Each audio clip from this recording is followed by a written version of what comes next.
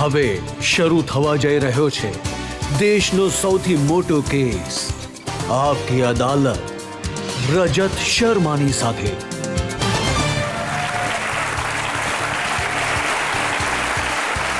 નમસ્કાર, આપકી અદાલતમાં તમારું સ્વાગત છે.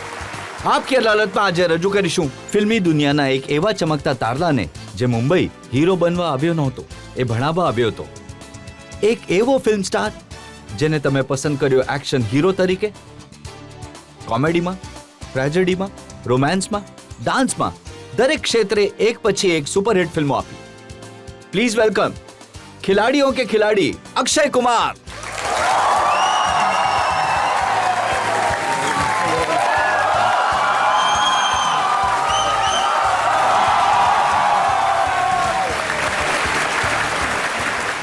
અને આપકી અદાલતમાં આપણા આ ખાસ કેસ માટે જજ છે જાણીતા માનીતા ફિલ્મ ક્રિટિક સોનલ કાલરા.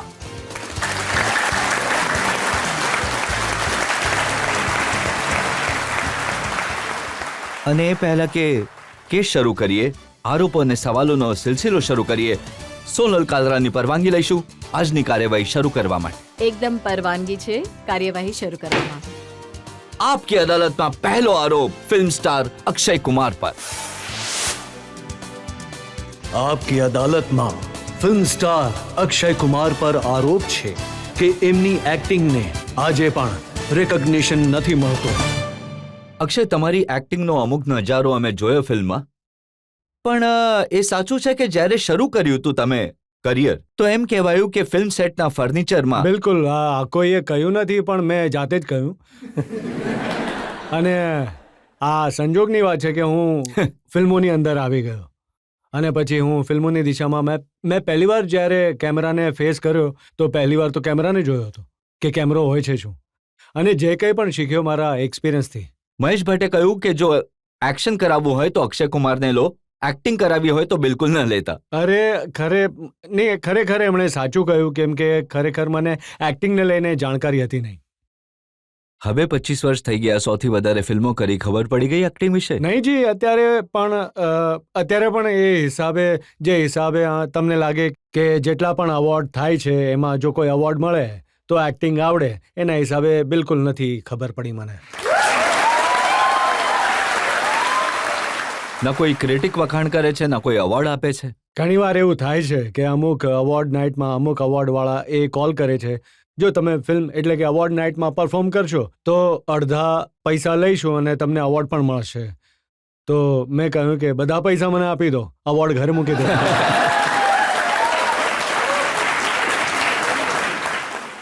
જ્યારે એરલિફ્ટ જેવી ફિલ્મને અવોર્ડ ન મળ્યો તો મેં જોયું કે સોશિયલ મીડિયામાં મોટું કેમ્પેન ચાલ્યું. તમારા ફેન્સે કહ્યું કે આ બધા અવોર્ડ્સ બિકાઉ છે. જી, એવું હું નહીં કહી શકું, કેમ કે એવું કહી રહ્યા છે એ એમનો પ્રેમ છે, આ એમની ઉદારતા છે બસ. તો તમને લાગતું નથી કંઈ લેવડ દેવડ કરીને? જી, લેવડ દેવડથી કામ કરવું હોય તો એનાથી શરમજનક વાત કોઈ છે જ નહીં. ઘણીવાર એવું થયું છે કે આવું જે છે એ હું કરી શકતો હતો, ઈચ્છું તો, પણ મારે કરવું નથી. એટલે એમ કે તમને ઓફર આવી હતી, મેં તમને પૈસા આપો કહ્યું અને ને, award લઈ શોમાં લો. જો તમે અડધા પૈસા લઈ લો, પરફોર્મ કરો તો મળશે અવોર્ડ. તો તમે કરી દેત પરફોર્મ, લઈ લેત અવોર્ડ, શું થઈ જાય?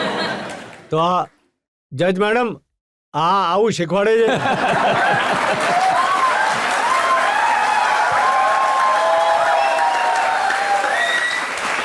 જે ફિલ્મ ક્રિટિક છે તે લખે છે કે જો અક્ષય કુમારની ફિલ્મ જોવા જાઓ તો મગજ ઘરે મૂકીને જાઓ. જી, 25-26 વર્ષ થઈ ગયા મને આ ઇન્ડસ્ટ્રીમાં કામ કરીને. એ હિસાબે જો હું 25-26 વર્ષ કરી લઉં તો હું સમજુ છું બરાબર છે. પણ એક જમાનો એવો હતો જ્યારે 11 ફિલ્મો ફ્લોપ થઈ હતી, એક પછી એક. જી, 16. 11 નહીં, 16 થઈ હતી. હું તમને થોડી છૂટ આપી રહ્યો હતો. નહીં, બિલકુલ છૂટ ના આપો મને. તમે પહેલો પ્રશ્ન જ એવો પૂછીને મને સરસ છૂટ આપી દીધી હતી. તો એ જણાવો કે એનું રહસ્ય શું છે? 16 ફિલ્મો એક સાથે ફ્લોપ થઈ ગઈ, એના પછી પણ તમે હીરો બની રહ્યા. સૌથી કમાલ આ ફિલ્મ ઇન્ડસ્ટ્રીમાં એ છે કે તમે એક્ટર 19-20 હશો ચાલશે, પણ માણસ સારા હોવા જોઈએ. યોગ્ય સમય આવો,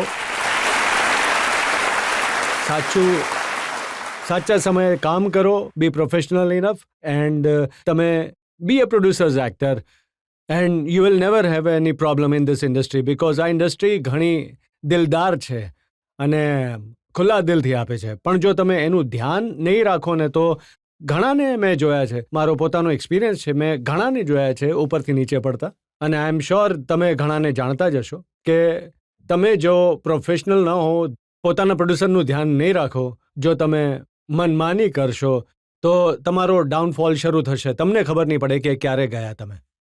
કેવી મનમાની કરે, શું કરે લોકો?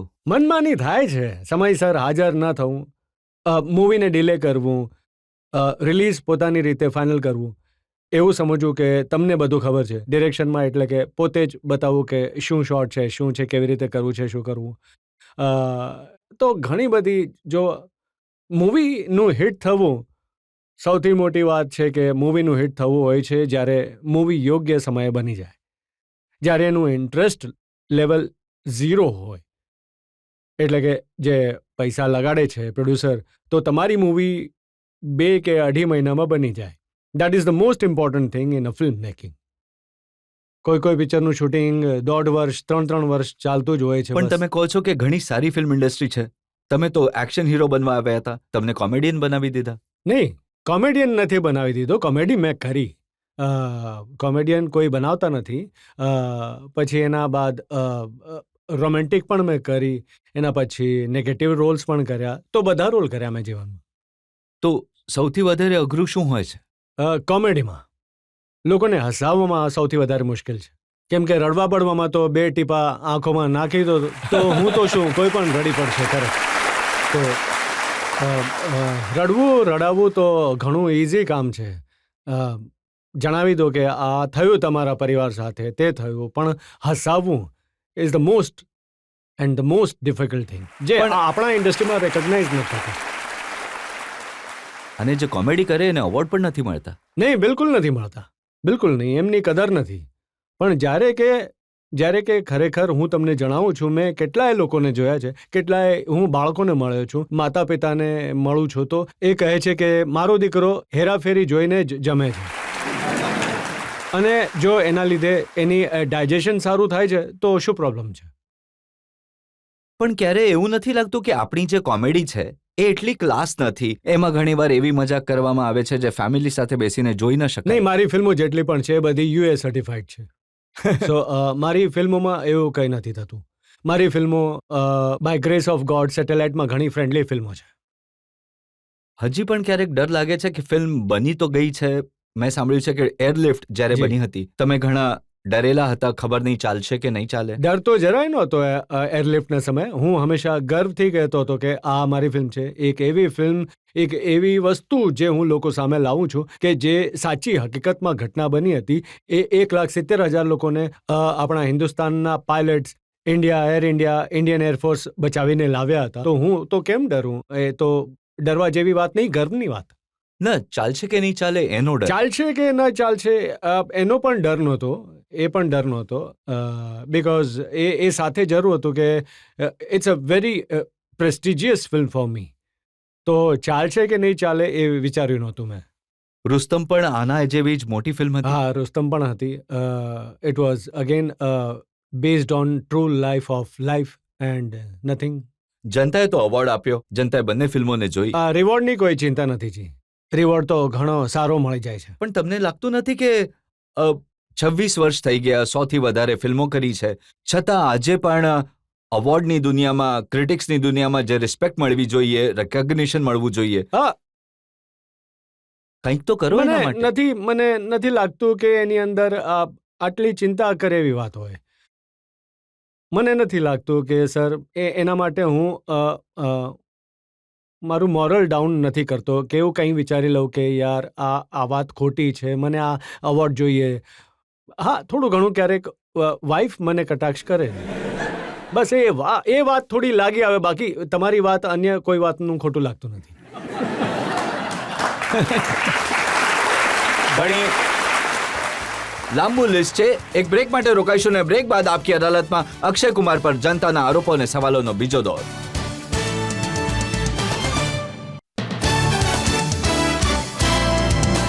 Welcome back. આપકી અદાલતમાં આજે આપણા મહેમાન છે ફિલ્મ સ્ટાર અક્ષય કુમાર. આપકી અદાલતમાં આગલો આરોપ. આપકી અદાલતમાં ફિલ્મ સ્ટાર અક્ષય કુમાર પર આરોપ છે કે તેઓ ફિલ્મ ઇન્ડસ્ટ્રીમાં મિસફિટ છે. અક્ષય, તમારી ફિલ્મો સુપરહિટ થાય છે, મોટા સ્ટાર છો, લોકપ્રિય છો, પણ એવું લાગે છે કે માનો ફિલ્મ ઇન્ડસ્ટ્રીના મેમ્બર નથી, ફિલ્મ ઇન્ડસ્ટ્રીમાં મિસફિટ છો. એ કેવી રીતે? જે હું સમજો નહીં. એ એવી રીતે કે જે મોટા સ્ટાર છે એ રાત આખી પાર્ટી કરે છે. સવારે 4:30 વાગે જ્યારે તેઓ ઘરે જતા હોય છે, તમે જ સવારે 4 વાગે ઉઠીને 4:30 વાગે કામ માટે જતા હો છો. તો એ લોકો રાતે કામ કરી લે છે, કોઈ તો દિવસે કામ કરવું પડે ને. તો એવું થાય છે, ઘણીવાર થાય છે કે અમે એકબીજાને વેવ કરતા હોઈએ છીએ, કેમ કે જ્યારે હું જીમ જતો હોઉં છું તો એ આવતા હોય છે અને lot of time it's happen. તો આ ઉલટી ગંગા કેમ વહાવ છો તમે પણ? મને કેમ એવું લાગે છે કે અહીંયા મને ખોટા કામ કરવા માટે બોલાવ્યો કે તમે પૈસા ખવડાવો, અવોર્ડ લો, તમે રાત્રે લેટ સુવો, કેમ કે લેટ વધારે જાગો. નહીં, જવા દો સર. બાળપણથી આદત છે કે રાતે વહેલા સૂવું જોઈએ, સવારે વહેલા ઉઠવું જોઈએ, અને આદત મેન્ટેન રહી છે. અને હું ઈચ્છું છું કે આ ઇન્ડસ્ટ્રીમાં હજી અમુક વર્ષો કામ કરું, તો હું ઈચ્છીશ કે આદતોનો હું ફોલો કરતો રહું. પછી ભલે તમે આને મિસફિટ કહો કે ફિટ કહો. હવે જુઓ, આ મિસફિટ છે ને, જે મોટા સ્ટાર છે એ વર્ષમાં એક ફિલ્મ કરે છે, જી 200 કરોડ 300 કરોડ કમાઈ લે છે. તમે એક વર્ષમાં 4 ફિલ્મો કરી રહ્યા છો. હજી એ થઈ જાય છે. મને એક ફિલ્મ બનાવવામાં લગભગ કેટલા દિવસ લાગે છે? 35 દિવસ લાગે છે, 40 દિવસ લાગે છે, બની જાય છે ફિલ્મ. 365 દિવસ છે. જો 4 ફિલ્મોના હિસાબે પણ 40 દિવસોનો હિસાબ કરું તો કેટલા થયા? 40 × 4 160. 365માંથી 160 ગયા, કેટલા? 205 દિવસ બચી ગયા. હજી 5 હજી બચી જશે. આ લોકો 9 ફિલ્મ બનાવવા કહે છે.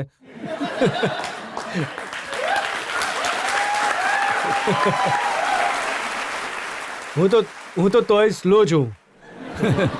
પણ બીજા એક્ટર્સ મહેનત કરે છે પોતાના રોલ માટે. 2 અઠવાડિયા રૂમમાં બંધ થઈ જાય છે. જે રોલમાં એમને ફિટ થવું હોય એની એ તૈયારી કરે છે. ખબર નહીં કેવો રોલ થઈ રહ્યો છે. પણ મને જરૂર નથી લાગતી એ વસ્તુની. હું સમજુ છું કે મને રોલ મળે છે, હું એના પર બિલકુલ મારા ડાયરેક્ટરને ફોલો કરું છું. અને વધુમાં વધુ મને જે પ્રોબ્લેમ આવે છે તો મને ફર્સ્ટ ડે પર આવે છે, કેમ કે તમે પહેલા દિવસે એક નવા પાત્રમાં આવવાના હો છો and you feel little bit awkward. પણ સેકન્ડ થર્ડ ડે સુધી ફરીથી you will become normal and you start playing that character much faster. ઘણા બધા ડાયરેક્ટર્સ છે, હવે નામ નહીં પૂછતા, એમણે મને જણાવ્યું કે કેમ કે અક્ષય કુમાર આટલી બધી ફિલ્મો કરતા હોય છે, પાત્રમાં ઘૂસી નથી શકતા, તો ડાયલોગ યાદ નથી રહેતા. કોઈ માણસ પ્રોમ્પ્ટ કરે છે. ખોટી વાત છે, કેમ કે આવું કંઈ થતું નથી. હા, એવું જરૂર થાય છે કે હું કોઈ એકને કહી રાખું છું કે પ્રોમ્પ્ટ જરૂર કરજે, જો હું ક્યાંક ભૂલી જાઉં તો. એવું કોઈ પેદા નથી થયું કે જે રિટેક નહીં કરે. પણ હું ચાહું છું કે રિટેક ઓછા થાય, લોકોનો સમય બચે. જો કોઈના પ્રોમ્પ્ટિંગથી જો એ ટેક ઓકે થાય છે અને એમાં સમય બચે છે તો એમાં ખોટું શું છે? ટૂંકમાં તમે જલ્દી એ માટે કરો છો કે વધારે મૂવી કરી શકો, વધારે પૈસા કમાઈ શકો. ઘણો સમય છે. આવું કંઈ નથી. જુઓ, હું તમને કહું છું, ચાલો આજે તમારી સામે એક મેથ્સનો ખુલાસો થશે. તમને ખબર છે મિશન ઇમ્પોસિબલ બની હતી ટોમ ક્રૂઝ?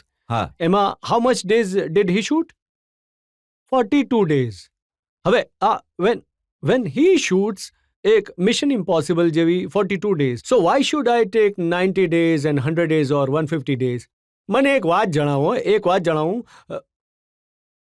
તમે દરજીની પાસે જાઓ છો?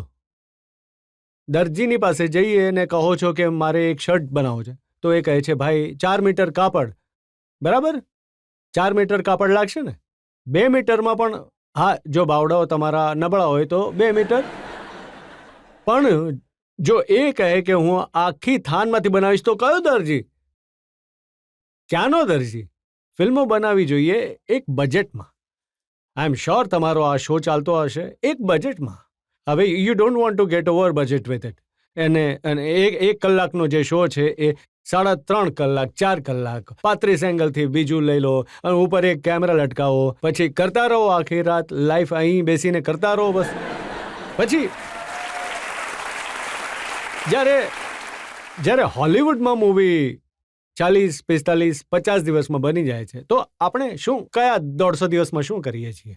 એ સાચું છે કે જેમ દરજીના થાનનો તમે ઉલ્લેખ કર્યો, અક્ષય કુમાર પ્રોડ્યુસરને પહેલા કહી દે છે કે મારી 80% ફી પહેલા આપી દો, બાકીની પછી જોઈ લઈશું મૂવી નહીં, ચાલે આ ના વાત ચાલે. ખોટી છે, કેમ કે બધી ફિલ્મો મેં પ્રોડ્યુસ કરી છે. જો હું પોતાને દર્પણમાં આ વાત કહી દઉં તો ઠીક છે. બધી ફિલ્મો તો મારી, એરલિફ્ટ મારી, રુસ્તમ મારી છે. 4 પ્રોડ્યુસર્સ છે ઘણી ફિલ્મોમાં. નહીં 4 પ્રોડ્યુસર નહીં, હું જ કરું છું. બાકી બીજા એક્ઝિક્યુટિવ પ્રોડ્યુસર હોય છે, બાકી બીજા જે હોય છે, જે સ્ટુડિયોઝ હોય છે, એમનાથી પૈસા નહીં મળે, એ તો પછી મળે. એટલે પૈસા તમારા લાગે છે? હા, મારા જ છે, બધા મારા. તમે ચિંતા નહીં કરો, કોઈને કોઈ ફરિયાદ કરવાની જરૂર છે જ નહીં. જણાવું કે આજથી 5-6 વર્ષ પહેલાથી જ મેં ઘણી ફિલ્મો જે છે, મોટા ભાગની 90% ફિલ્મો હું પોતે પ્રોડ્યુસ કરું છું. તો પોતે જ પ્રોડ્યુસ કરો છો, પોતે જ એક્ટર છો, પોતે જ કમાઉં છું ને, કમાવશો? પોતે જ ઘરે જઈને જોઉં. આવો હવે પબ્લિકને પૂછીએ જે લોકો સવાલ પૂછવા માંગે છે. સર, મારી એક રિક્વેસ્ટ છે. ભૂલ ભુલૈયામાં તમે વિન્ડો પર ઊભા રહીને જે બોલ્યા હતા કે मैंने पहले घटाया फिर बढ़ाया, તો તમે ફરીથી આ બોલીને બતાવશો કે? ક્યાંથી યાદ રહેશે યાર? થોડુંક તો બોલો. અહીંયા એ યાદ નથી કાલે રાતે શું ખાધું હતું. કઈ રીતે બોલું? હવે એ સિક્રેટ પણ જણાવી દો કે અન્ય એક્ટર્સને ફિલ્મો પૂરી કરવામાં 100 દિવસ 150 દિવસ લાગી જાય છે, તમે 30-32 દિવસમાં આખી ફિલ્મ કેમ કરી લો છો? જી, હું બીજાનું નથી જાણતો, બસ એટલું જાણું છું કે યોગ્ય સમયે આવો, યોગ્ય સમયે શૂટિંગ કરો, યોગ્ય સમયે ફિલ્મો પૂરી કરો. કોઈ 35, 40, 45, 50 દિવસથી વધારે ફિલ્મ બની જ ન શકે. આનાથી વધારે સમય લાગી જ ન શકે સર. હવે તમે હિસાબ કરો, એક દિવસમાં જો તમે 2.5 મિનિટ 2.5 કે 3 મિનિટની શૂટિંગ કરો છો, ફક્ત 2.5 કે 3 મિનિટની, તો 50 દિવસોમાં કેટલા થયા? અને 150 એટલે કેટલા થયા? 2.5 કલાકની થઈ ફિલ્મ. તો દિવસમાં જો 3 મિનિટ શૂટિંગ નહીં કરો તો લાનત છે યાર, બંધ કરો આ ફિલ્મોને. તમે તો આખો 1 કલાકનો પ્રોગ્રામ બનાવો છો 1 કલાકમાં. એક જમાનો હતો જ્યારે જે એક્ટર હતા એ આગલા દિવસે પહોંચતા હતા શૂટિંગ માટે. પછી રાજેશ ખન્ના સર હોય, ગોવિંદા વિશે અમે સાંભળ્યું, શત્રુઘ્ન સિન્હા વિશે અમે સાંભળ્યું, એ સવારની શૂટિંગ રહેતી અને સાંજે પહોંચતા હતા. પણ ફિલ્મો તો ત્યારે પણ બનતી હતી. હા, ત્યારે પણ બનતી હતી, પણ સમય પણ એટલો જ લાગતો હતો. પહેલાં તો એ વખતે 2-2.5 વર્ષ લાગતા હતા. જે એ પ્રોડ્યુસર જે છે એ ઘર વેચતા, ઘરેણાં વેચતા, માનું મંગળસૂત્ર વેચીને આવતા હતા. ખબર નહીં તો શું ઘણો સમય લાગે છે. એટલું સરળ નથી ફિલ્મ બનાવવું. ફિલ્મને જીવનમાં તમે ફ્લોપ, હું સમજુ છું કે ફિલ્મ તમારી ક્યારેય જીવનમાં ફ્લોપ નહીં હોઈ શકે જો યોગ્ય સમયે તમે ફિલ્મ બનાવો. તમારી કોઈ ફિલ્મ ફ્લોપ ન થાય. ખરેખર કંઈ પણ કરી લો. નહીં, તમારું આ ડિસિપ્લિન સારું છે અને આશા રાખીએ છીએ કે બાકીના લોકો ફિલ્મ ઇન્ડસ્ટ્રીમાં આનાથી શીખે. એક હજી બ્રેક માટે રોકાઈશું અને બ્રેક બાદ આપકી અદાલતમાં અક્ષય કુમાર પર આરોપો અને સવાલોનો વધુ એક દોર.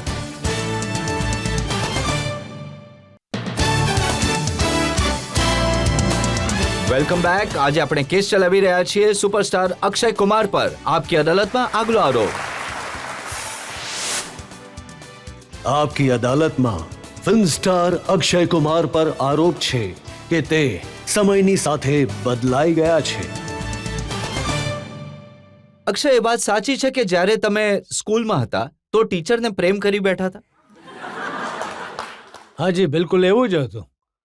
હું તો સમજુ છું કે અહીં એવા કોઈ નહીં હોય જેને પહેલો પ્રેમ ટીચરની સાથે ન થયો હોય. તમને પણ થયો છે.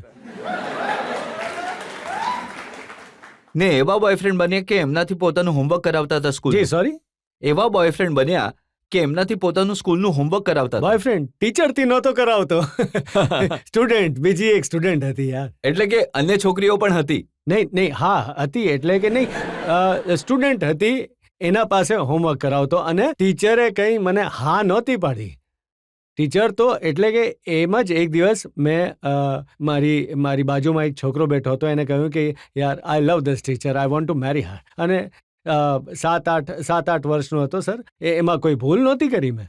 એ પહેલો પ્રેમ હોય છે હંમેશા ટીચર સાથે. And that is called an innocent love. ના, ઇનોસન્ટ લવ 7-8 વર્ષથી ઉંમરમાં જ શરૂ આજે થઈ ગયો બિલકુલ હતો. થયો હતો સર. સર હું દાવા સાથે કહું છું કે તમને પણ થયો છે. હું દાવા સાથે કહી શકું. જો ન થયો ને તો કંઈ ને કંઈ ખોટું છે. ને ફિલ્મ ઇન્ડસ્ટ્રીમાં પગ મૂક્યો તો ત્યાં પણ ચર્ચાઓ શરૂ જે થઈ ગઈ. બિલકુલ થઈ. I am a full hot blooded man, so why not. એ પણ લોકોને યાદ છે, તું ચીઝ બડી હે મસ્ત મસ્ત, રવિન્દ્ર ટંડન સાથે બિલકુલ. નામ જોડાયું. અને પછી શિલ્પા શેટ્ટી સાથે જી ચુરા કે દિલ મેરા. જી. અને લગન પછી તમે બદલાઈ ગયા. જે ભૂલ થઈ ગઈ.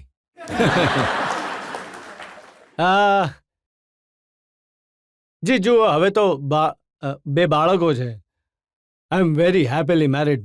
એન્ડ એમ તો એટલે કે દરેક માણસમાં બદલાવ તો આવવો જ જોઈએ for good. And that is vote happened with me. મારી સાથે પણ એવું જ થયું. સો બદલાવવું ઘણું જરૂરી હોય છે. અને એન્ડ જુઓ, પહેલા તમારી હિરોઈન સાથે તમારા રોમાન્સના કિસ્સાઓ આવતા હતા ને હવે હિરોઈન સાથે ઝઘડવાના કિસ્સાઓ આવે છે. પ્રિયંકા ચોપડા સાથે કઈ ખટપટ થઈ મેં નહીં સાંભળ્યું? એવું નથી થયું. કોણ છે તમારો ખબરી? જો કાંઈ જ નથી થયું તો કોઈ પણ ફિલ્મ એમની સાથે સાઇન કરવાની ના પાડી દો છો. નહીં, મારી કોઈ ફિલ્મ આવી નથી. મેં એમ તો એની સાથે લગભગ 4 કે 5 ફિલ્મો કરી છે. એમ તો એવું કંઈ નથી કે હું એમની સાથે કોઈ ફિલ્મ નથી કરતો. મેં દરેક સાથે ફિલ્મ કરી, સિવાય એક રાની મુખર્જી છોડીને બધી સાથે મારી ફિલ્મ થઈ છે. નહીં, એ જૂની વાત જવા દો. નહીં, હું અત્યારની વાત કરું છું. હવે જો તમને પ્રિયંકા ચોપડા સાથે મૂવી કરવાની તક જી મળશે જરૂર તો તમે કરીશ. એમાં પ્રોબ્લેમ શું છે? ઘણો આનંદ થશે એમને સાંભળીને આ વાત. અરે જે પછી મેં એ પણ સાંભળ્યું કે ફરાહ ખાન સાથે તમારી કોઈ ખટપટ થઈ. ફરાહ ખાન સાથે તો ખટપટ નથી થઈ. She is a very very dear friend of mine. And એને જે ભાઈ જે છે સાજિદ, એ મારા ઘણા સારા મિત્ર છે. તો ખટપટ તો નથી થઈ સર. એકતા કપૂર નારાજ હતી તમારાથી.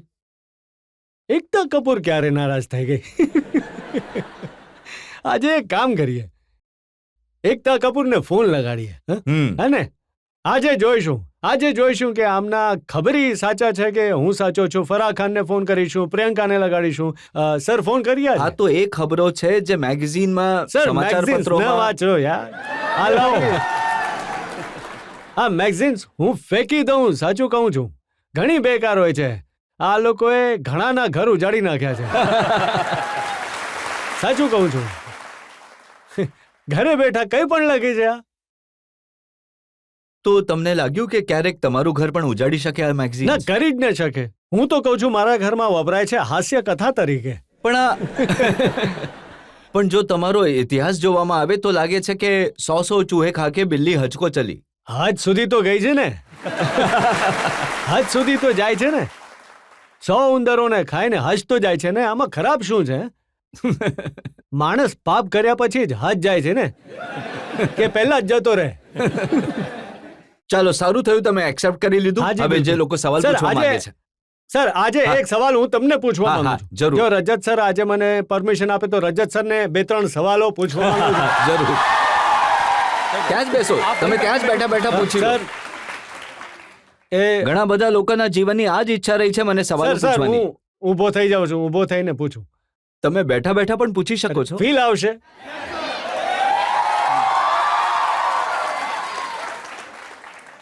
સર, બાળપણમાં તમને ટીવી જોવાનો ઘણો શોખ હતો. હા. અને ઘણીવાર તમારા પાડોશીઓએ તમને એમના ઘરેથી કાઢી મૂક્યો. અને તમે ઘરે જઈને કહ્યા કરતા હતા કે પપ્પા ખરાબ છે. અને પછી પપ્પાએ તમને કહ્યું કે બેટા કંઈક એવું કરી બતાવો કે તો ખુદ ટીવી પર આવે. શું આ વાત સાચી છે સર? એ વાત સાચી છે, એકદમ સર. સાચી છે. અમારું એક ઘર હતું આખા મોહલ્લામાં. અમે જે ઘરમાં રહેતા હતા ત્યાં ન તો કોઈ ટીવી હતું, વીજળી નહોતી, પાણી નહોતું, અને સમજો કે અભાવ એટલો હતો કે જમવાનું પણ નહોતું મળતું કેટલા દિવસ. પણ ટીવી જોવા માટે પાડોશમાં એક ઘર હતું, ત્યાં જતો હતો. ત્યાં એક જૈન સર હતા, એમના ઘરે ટીવી હતું. અને એ જમાનામાં અડધી ફિલ્મ સેટરડે ના આવતી અને બાકીની ફિલ્મ સન્ડે ના આવતી. તો સેટરડે અડધી ફિલ્મ જોયેલી હતી. જ્યારે સન્ડે ફિલ્મ જોવા ગયો તો એમણે અંદરથી દરવાજો બંધ કરી લીધો. હું પાછો ફર્યો તો મારી આંખમાં અશ્રુ હતા. પપ્પાએ પૂછ્યું કે શું થયું? તો મેં કહ્યું કે શહીદ ભગતસિંહની ફિલ્મ હતી, અડધી જોઈ હતી અને આજે જોવા ગયો તો એમણે દરવાજો બંધ કરી લીધો. તો એમણે કહ્યું કે કોઈ બીજાના ઘરે કોઈ ત્રીજાને ટીવી પર જોવા જાય છે. જો દમ હોય તો એવું કંઈ કર કે તું પોતે ટીવી પર આવે ને લોકો જુએ. તો આ વાત તમારી જાણકારી બિલકુલ સાચી છે. ચાલો મારો ખબરી સાચો નીકળે. સર તમારા ઉપર એવું એલિગેશન છે કે તમારા જે સ્ટિંગ ઓપરેશનથી અમારો બોલિવૂડ ઘણો ડરે છે. સર એવું કેમ ડરાવો છો અમને બોલિવૂડ વાળા? એવા કામ કેમ કરે છે બોલિવૂડ વાળા કે ડરવું પડે કોઈ નથી? હું તો આપણી ફિલ્મ ઇન્ડસ્ટ્રી વાળા લોકોને કહીશ કે એવું કામ જ ના કરો કે કોઈ સ્ટિંગથી કોઈ કેમેરાથી ડરવું પડે. આઝાદ થઈને જીવો, જેમ તમે જીવો છો. ઓકે જી. સર તમારા પર એક આરોપ છે કે without a law degree you become a lawyer of a nation. હવે આનું તો હું શું કરી શકું? આ તો દેશની જનતાએ મને બનાવી દીધો જે કંઈ બન્યો છે. તો વગર લો ડિગ્રીના સર સાહેબ બની ગયા છો એક મોટા લોયર અને lawyer of the nation. Sir એક સવાલ છે કે એલિગેશન છે કે તમે બીજાની પેન્ટ ઉતારો છો પણ પોતાના જે સૂટ છે એટલીમાં સીવડાવો છો. તો શું તમે આ વાત સાચી છે કે જનતાએ મને આ જ કામ સોંપ્યું છે કે બીજાને એક્સપોઝ કરો. કોઈના શર્ટ ઉતારો, કોઈની પેન્ટ ઉતારો અને પોતે સૂટ પહેરો. હા. અને યાદ છે તમને બતાવી દઉં કે સમજું હું જ્યાં સુધી તમને ઓળખું છું એમના બધા પ્રોગ્રામ જોઉં છું અને દરેક પ્રોગ્રામની અંદર એક અલગ નવો એક ઇટાલિયન સૂટ હોય છે અને સૂટ એમના ખૂબ સરસ અને લાજવાબ સૂટ હોય છે. ક્યાં સીવડાવો છો સર સૂટ? સર આ ઇટલીના સૂટ છે ને? ઇટલીના સૂટ છે, એ વાત સાચી છે તમારી. ચાલો બસ મારી પ્રશ્નોત્તરી અહીંયા પૂરી થાય છે સર. હવે તમે પૂછો. હવે તમે એ જણાવી દો કે આજે જોલી LLB માં જે વકીલ બન્યા છો આ રીતે જ વકાલત કરી જે રીતે તમે મને સવાલો નહીં સર, આ પૂછ્યા? તો એક ફ્રેન્ડલી નાઇસલી એટલે કે આ કોઈ એલિગેશન તો છે નહીં. આ લોકોને બતાવવું છે કે તમે ખરેખર what you are doing with a nation and you call people here અને એમને વાતો પૂછો છો. ઘણી વાતો એવી એટલે કે લોકો જે અહીંયા બેસે છે એના ફેસ પરથી ખબર પડવા લાગે છે કે કંઈક ગડબડ છે, કંઈક ગડબડ થઈ છે અને ઓડિયન્સ આર વેરી સ્માર્ટ અને આમ કરીને પકડે છે. So that actually gives a very great thing out of એટલે કે માણસ સમજે છે કે કયા પ્રકારનો માણસ છે. ઘણો ઘણો આભાર. પણ હું આટલું કહેવા માંગુ છું કે જે આપકી અદાલત પ્રોગ્રામ મોટો બન્યો છે એ મારા કારણે નથી બન્યો, એ લોકોના કારણે બન્યો છે જે આપકી અદાલતમાં આવે છે, સવાલોના જવાબ આપે છે અને એનાથી પણ વધારે આ જનતાને કારણે જેણે આટલો પ્રેમ આપ્યો. હજી એક બ્રેક માટે રોકાઈશું અને બ્રેક બાદ આપકી અદાલતમાં આ કેસ ચાલુ રહેશે ફિલ્મ સ્ટાર અક્ષય કુમાર પર.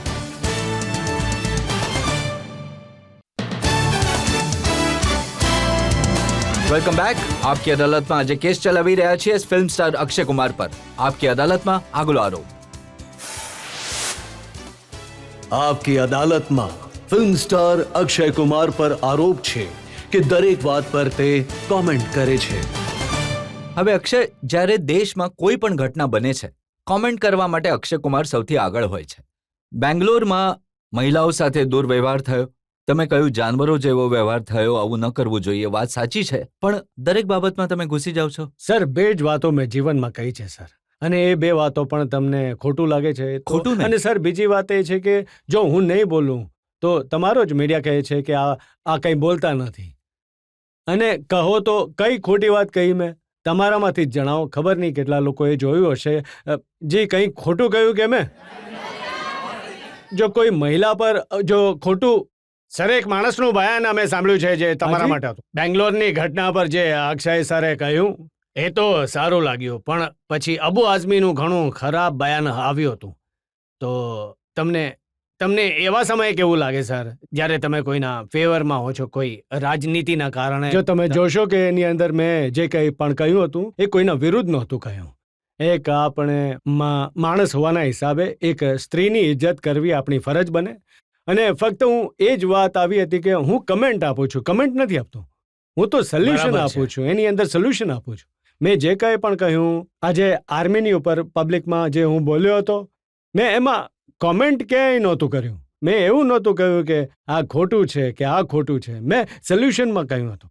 હું એ માણસ છું જ નહીં કે કોઈના પર હું કહી દઉં કે કોઈની હું ભૂલ કાઢું કે તમે આ ખોટું કરો છો, તમે આ ખોટું કેમ કર્યું, સરકાર ખોટું કરે છે. એવું કંઈ નહીં. કમેન્ટ તો અક્ષય તમે એમ કરો છો કે સર્જિકલ સ્ટ્રાઇક પર તમે સપોર્ટ કર્યો બિલકુલ મને સારું લાગ્યું. અને સ્વચ્છતા અભિયાન છે તો તમે જી ઘણું સારું લાગ્યું. સ્વચ્છતા અભિયાન છે, ટેરરિસ્ટ પર થયેલો અટેક ઘણું સારું હતું. કેમ સારું ન લાગે? શું વાંધો છે એમાં?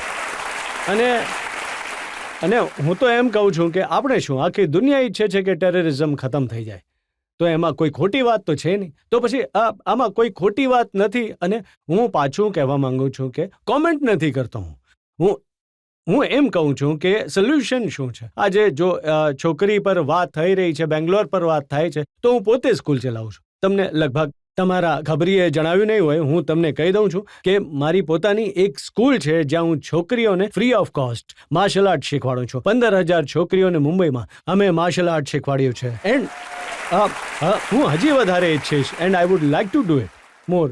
તો તમે જ્યારે આવા બધા કામ કરો છો એના પછી જ તો લોકો એવું કહે છે કે અક્ષય અલ્ટિમેટલી રાજનીતિમાં આવવા માંગે છે. નહીં જી, મારે નથી આવું. મને રાજનીતિ, જો હું રાજનીતિમાં આવી જઈશ ને તો પછી તમે મારી વાત કરવાનું જ છોડી દેજો. મારે રાજનીતિનો કોઈ શોખ નથી. હું એટલા માટે નથી કહેતો કે મારે આ જોડાવવું હોય. મને કોઈ શોખ નથી. હું ઘણો ખુશ છું. ફિલ્મો બનાવું છું, પૈસા કમાવું છું અને જેટલી થોડી ઘણી સેવા કરી શકું દેશની કરું છું. મને રાજનીતિનો શોખ નથી સર. ઘણા બધા ફિલ્મ સ્ટાર્સ છે જે રાજનીતિમાં આવ્યા, એમને ફિલ્મો કરી, પીક પર પહોંચે, એના પછી ચાહે સુનિલ દત્ત હોય, રાજ બબ્બર હોય, અમિતાભ બચ્ચન હોય, શત્રુઘ્ન સિન્હા હોય, તો બધા આવ્યા રાજનીતિમાં. તો તમને શું વાંધો છે? વાંધાની વાત નથી. હા, જો જીવનમાં કંઈ થશે ને, ઓબ્વિયસલી 2 વસ્તુઓ હું કરવા માંગીશ, સ્પોર્ટ્સ પર અને હેલ્થ પર. આ 2 વસ્તુઓનું મને નોલેજ છે. હું ઘણું બધું જાણું છું આના વિશે. જો આના વિશે ક્યારે કંઈ કરવાની તક મળશે તો હું જરૂર કરીશ. તો સ્પોર્ટ્સ મિનિસ્ટર બનવા માંગો છો કે હેલ્થ મિનિસ્ટર બનવા માંગો છો? મિનિસ્ટરની વાત નથી. આના પર મને ઘણી જાણકારી છે. જરૂરી નથી કે મિનિસ્ટર મને બનાવી નાખો. અને you can be talk to a minister, you can give your comment on it, or you can do something for it. That I want to do. હું મિનિસ્ટર નથી બનવા માંગતો. ફરીથી કહું છું તમને વાત, મારે મિનિસ્ટર નથી બનવું.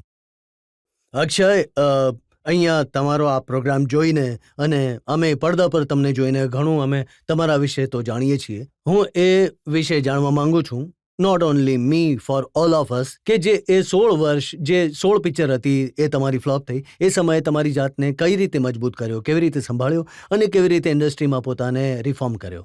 જે એવું છે કે 16 ફિલ્મો ફ્લોપ થયા પછી પણ મારી પાસે ફિલ્મો ઘણી હતી કામ કરવા માટે. કેમ કે મને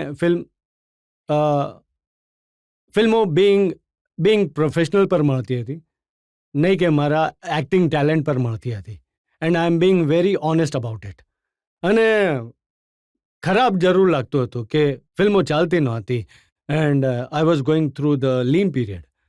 બટ મને હંમેશા યાદ છે, કેમ કે હું પહેલાં બેંકોકમાં કામ કરતો હતો. ત્યાં હું માર્શલ આર્ટ શીખતો હતો અને ત્યાં મને સ્ટ્રીટ ફાઇટ પણ કરવી પડતી હતી. તો ત્યાં હું થાઈ ફાઇટર્સની સાથે લડતો હતો અને ઘણી ફાઇટ્સ હું હારતો હતો અને ઘણીવાર માર પડતી હતી. But the only thing was you have to get up and start working on it. તો એ ઘટનાને ધ્યાનમાં રાખતા હું આગળ વધતો ગયો અને આ ભગવાનની મહેરબાની છે કે મને આવી સારી ફિલ્મો મળવા લાગી અને હું કામ કરતો રહ્યો અને મને સફળતા મળવા લાગી. That's it. અક્ષય, તમારા જીવનનો જે સંઘર્ષ હતો, જેમાં તમને ક્યારેક જ્વેલરી વેચવી પડી, ક્યારેક તમને ટ્રાવેલ એજન્ટ બનવું પડ્યું, જાતના કામ કર્યા, એનાથી પણ હિંમત મળી? કુંદનની જ્વેલરી વેચતો હતો. અહીં બોમ્બેથી લઈ જઈને, દિલ્હીથી લઈને, માર્કેટથી લઈને જો મુંબઈ વેચતો હતો. પછી કલકત્તામાં હું એક સ્પોટ બોય હતો, ત્યાં એક ટ્રાવેલ એજન્સીમાં. સો ઢાકામાં મેં કામ કરેલ છે, બેંકોકમાં હું કામ કરતો હતો, બોમ્બેમાં માર્શલ આર્ટ સ્કૂલ ચલાવતો હતો, લોકોને ટ્રેનિંગ આપતો હતો. સો એ સંઘર્ષ મારો ઘણો હતો. ક્યારે વિચાર્યું પણ હતું કે ફિલ્મ સ્ટાર બની જશો, આટલા મોટા સુપરસ્ટાર બની જશો? નહીં, ક્યારે વિચાર્યું નહોતું સર. આ એક ઘણું આવું ક્યારેય વિચાર્યું નહોતું. બસ એક વાર યાદ છે ગુસ્સામાં મારા પપ્પાએ એકવાર મને એને લાફો માર્યો અને કહ્યું હતું કે કેમ કે હું ભણવામાં સારો નહોતો, બેટા ભણીશ નહીં તો શું જિંદગીમાં શું બનવાનો છે તું? તો મોઢામાંથી નીકળી ગયું હતું કે હીરો બનવું છે, પણ એવું ક્યારેય વિચાર્યું નહોતું. એવું કહેવાય છે કે આપણે વિશ્વાસ રાખીએ અને જીભ પર સરસ્વતી બેઠા હોય તો એવું જ બની ગયું હશે કદાચ.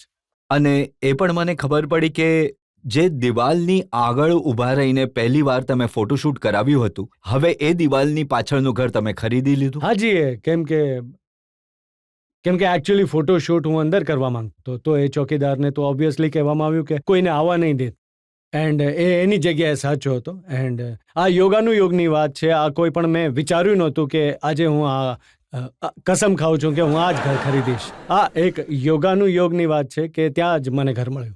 ચોકીદાર એ જ છે કે એને કાઢી મૂકી? નહીં, ચોકીદાર તો એ તો વાત છે લગભગ 27-28 વર્ષ જૂની. એ તો પહેલા જ એવા ઘરડા હતા તો ખબર નહીં એ છે કે નહીં. તો ઘણા સંયોગ થયા. આ પણ એક સંયોગ હતો કે રાજેશ ખન્ના પાસે તમે કામ માંગવા ગયા હતા. હાજી, માંગવા ગયો હતો. અને તમને મળ્યા વગર ચાલ્યા ગયા? નહીં, બિલકુલ નહીં જી, અમને મળ્યા હતા. તમે ઘર તોડવાની વાત કરો છો. તો બિલકુલ હું એમની ઓફિસમાં ગયો હતો તો ઓફિસમાં મને મળ્યા અને હું 15 મિનિટ એમની સાથે. ત્યારે એ ફિલ્મ બનાવતા હતા, ચંકી પાંડે હીરો હતા એમાં, જય શિવશંકર. એ ફિલ્મ બનાવતા હતા. પછી એમણે કહ્યું કે મને બેટા જો કોઈ ફિલ્મ બનાવીશ તો તને હું યાદ કરીશ. પણ ત્યારે તમે એવું નહોતું વિચાર્યું કે એમની દીકરી જોડે લગ્ન થઈ નહીં જશે જી, તમારા? બિલકુલ નહોતો વિચાર્યો. આવું તો કોણ વિચારી શકે? જો આવું કોઈ વિચાર્યું હોય તો એ ભગવાન છે અને મારી સામે પહેલા આવી જાય. નસીબે તમને ત્યાંથી અહીં સુધી પહોંચાડ્યા? હાજી, નસીબે જ પહોંચાડ્યો. મા બાપના આશીર્વાદે પહોંચાડ્યો જી. અને મહેનતે? મહેનત તો ઘણી જરૂરી છે, પણ મને ઘણીવાર લોકો પૂછે છે કે મહેનત વધારે જરૂરી છે કે નસીબ. તો હું સમજુ છું કે I would give a share to 65 to 70% નસીબને અને 30% to hard work. Because I don't know, my experience is that, કેમ કે હું ઇન્ડસ્ટ્રીની અંદર સ્ટુડિયોમાં કેટલી વાર જાઉં છું, મારાથી ઘણા ગુડ લુકિંગ છોકરાઓ ઊભા હોય છે અને એ ક્યારના ઊભા હોય છે અને એ પ્રયત્ન કરી રહ્યા છે, મારાથી સારા એક્ટર છે, મારાથી સારા ડાન્સર છે, અને એમની પાસે એક વસ્તુની કમી છે, એ છે નસીબ. એમને યોગ્ય સમયે કામ નથી મળતું, એમને કામ નથી મળી રહ્યું. And that is what I feel, that is where I think I got lucky and I came out. Akshay, દરેક પ્રકારના સવાલો અમે તમને પૂછ્યા અને સારી વાત એ છે કે તમે બેફિકરીથી દરેક સવાલોના જવાબ આપ્યા. આપણે એક બ્રેક માટે રોકાઈશું અને બ્રેક બાદ સાંભળીશું આપકી અદાલતમાં આજના જજ સોનલ કાલરાનો નિર્ણય આજના કેસ પર.